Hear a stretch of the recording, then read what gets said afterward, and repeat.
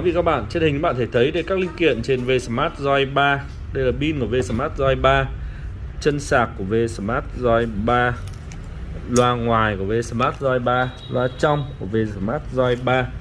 Tất cả các linh phụ kiện trên điện thoại Vsmart Joy 3 đều có sẵn tại di động cao cấp.vn, phục vụ quá trình thay thế, sửa chữa quý vị các bạn khi cần.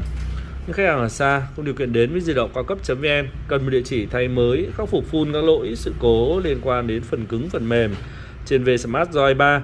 Quý vị các bạn đừng ngần ngại liên hệ kỹ thuật viên tại di động cao cấp.vn. Chúng tôi có mọi loại linh kiện trên Vsmart Joy 3 nói chung, phục vụ quá trình thay thế, sửa chữa quý vị các bạn khi cần.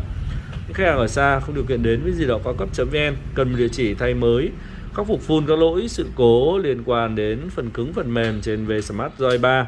Quý vị các bạn vui lòng liên hệ kỹ thuật viên tại di động cao cấp.vn. Chúng tôi tư vấn hướng dẫn cụ thể chi tiết quý vị các bạn. Những khách hàng ở xa không đến được di động cao cấp.vn, quý vị các bạn đặt hàng chúng tôi sẽ ship đến tận địa chỉ quý vị các bạn yêu cầu.